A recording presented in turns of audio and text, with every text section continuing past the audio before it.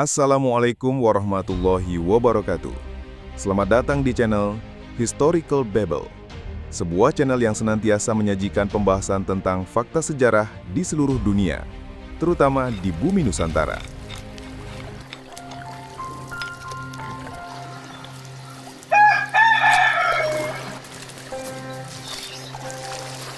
Bayangkan sebuah pagi yang sunyi di kampung-kampung Sulawesi Selatan akhir tahun 1946.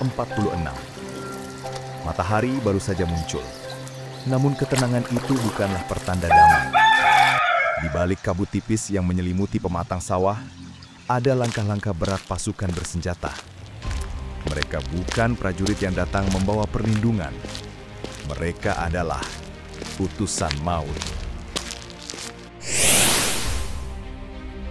Awal mula konflik. Setelah proklamasi kemerdekaan 17 Agustus 1945, rakyat Indonesia dari Sabang hingga Merauke menyambut dengan semangat membara.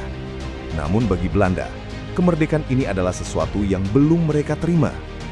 Di berbagai daerah, Belanda melalui pasukan Nica dan tentara KNIL berusaha merebut kembali kekuasaan. Di Sulawesi Selatan, semangat perlawanan rakyat begitu tinggi.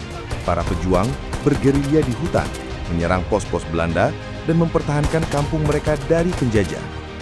Perlawanan ini membuat Belanda gerah dan mereka memutuskan mengirim seorang perwira yang terkenal bengis, Kapten Raymond Westerling, memimpin operasi pembersihan.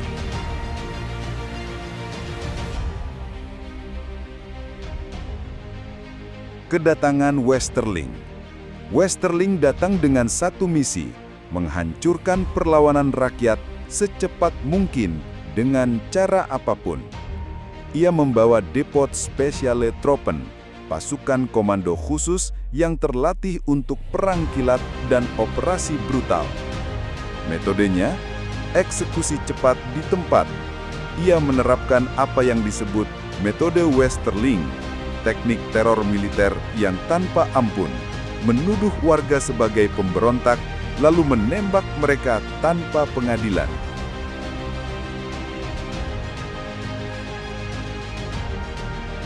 Tragedi pembantaian dimulai.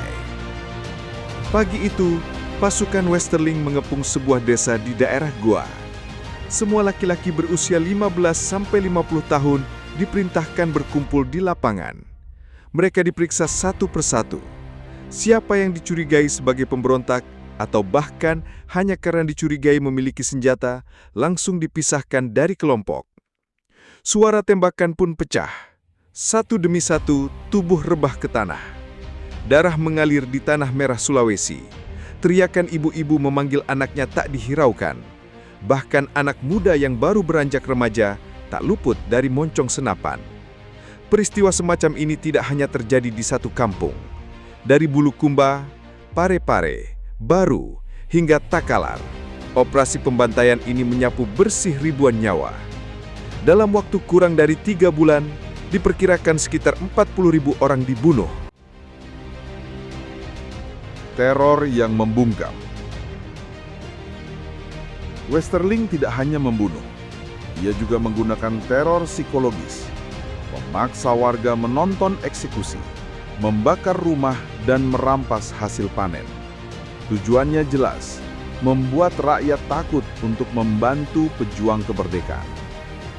Bagi rakyat Sulawesi Selatan, masa itu dikenal sebagai masa Kapten Westerling, sebuah periode penuh duka di mana kematian datang tiba-tiba, tanpa ampun, tanpa alasan yang adil.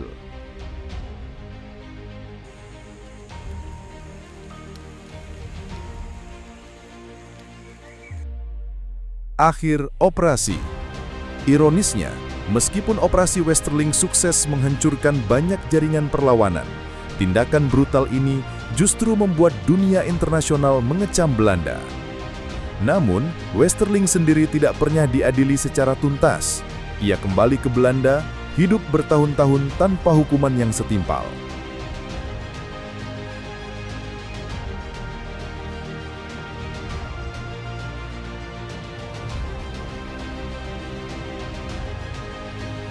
Pembantaian Westerling di Sulawesi adalah salah satu lembaran kelam sejarah Indonesia.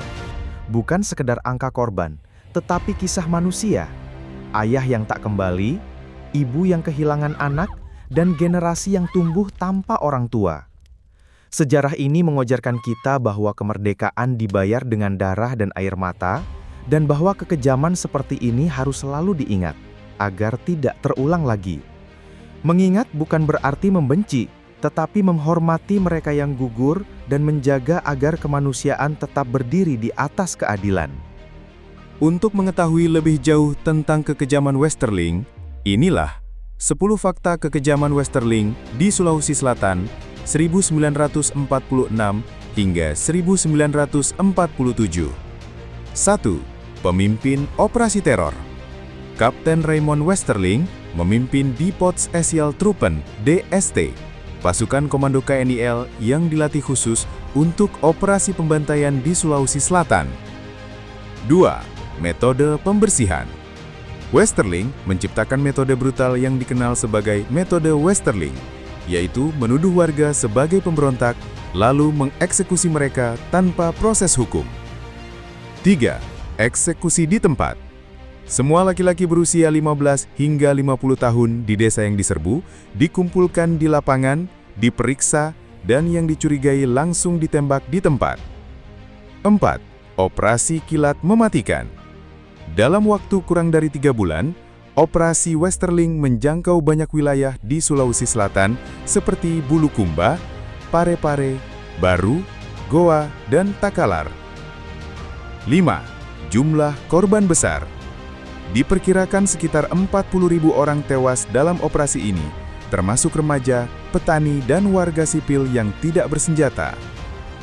6. Teror psikologis. Warga dipaksa menyaksikan eksekusi anggota keluarganya sendiri untuk menakut-nakuti mereka agar tidak membantu pejuang kemerdekaan. 7. Perampasan dan pembakaran. Selain membunuh, pasukan Westerling membakar rumah-rumah, merusak sawah, dan merampas hasil panen warga. 8. Tidak pernah diadili.